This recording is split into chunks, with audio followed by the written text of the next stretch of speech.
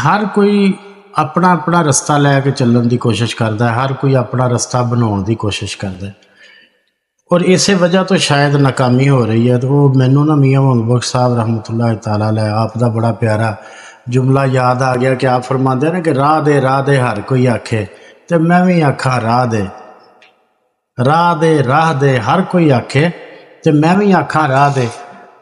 तो सरकार फरमांदे ने बिन मुरशद राह नहीं लभदा, और एवें रुल मरसे विच राह दे। रब कोलों मंगना ये रब दे बंदे ही सिखाते हैं।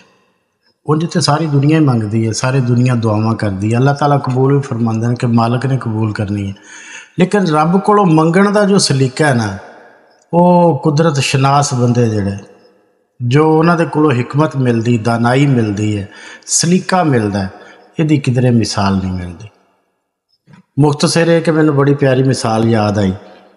कोई 3 बंदे बजुर्ग बाबे नेकोकार बड़े समझदार लोग जिहड़े पढ़े लिखे लोग होंगे, वो किसी सफ़र से जाना है, मुकाम ते पहुँचना किसी जगह ते, मिसाल के तौर पर समझ लो भी उन्होंने किसी इलाके दे विच जाना है, तो वो हुण पिछला टाइम हो गया, तो कोशिश उन्होंने भी टाइम नाल सवारी मिल जाए तो फिर असीं चले जाइए तो फिर ही गल बननी है।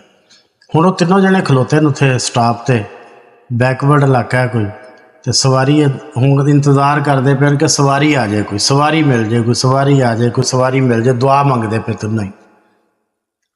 हुण सवारी आ गई लेकिन वो रुकी नहीं उत्थे, बड़े परेशान होए कि टाइम भी थोड़ा, दिन गरूब हो रहा है। फिर दुआ मंगन लग पे, या अल्लाह सवारी आवे, कोई रुके सवारी, इत्थे सवारी मिले कि सवारी रुक जाए कोई। हुण सवारी आई, फिर आके रुक गई। हुण जो सवारी ते बैठन लगे, चढ़न लगे, वो जगह ही कोई नहीं, फिर रह गए। फिर दुआ मंगन लग पे कि या अल्लाह सवारी आवे और रुके तो असीं उहदे च बह जाइए।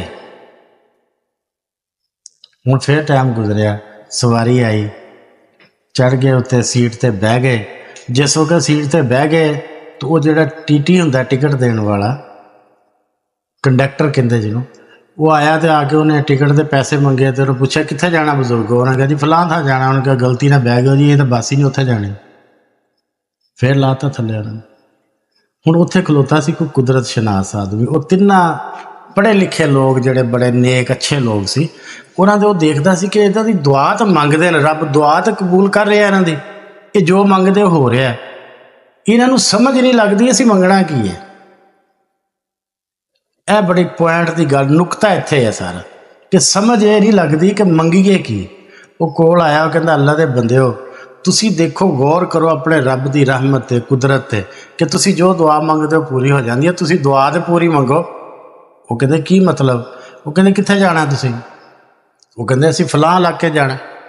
तो कहते तुसी ये कहो कि या अल्लाह कोई सवारी भेज जिहड़ी सानूं खैरो वफीयत नाल साडी मंजिल मकसूद ते पहुँचा देवे।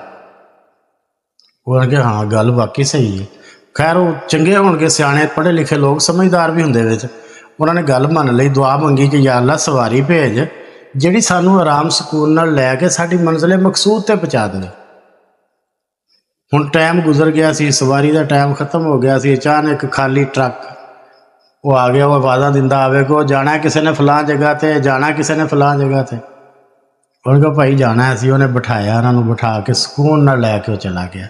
इस तरीके नाल अज दा मुसलमान जिहड़ा है इसे कशमकश विच पै गया कि मेरी दुआ क्यों नहीं कबूल होंदी। दुआ कबूल हो रही है पर मंगण दा ढंग नहीं आ रहा। अगर मंगण दा ढंग आ जाए, सलीका आ जाए, कोई कुदरत शनास मिल जाए, तो फिर साडी दुआ जिस तरह कबूल होंदी है, मंजिल मकसूद भी उस तरीके नाल ही मिल जाएगी।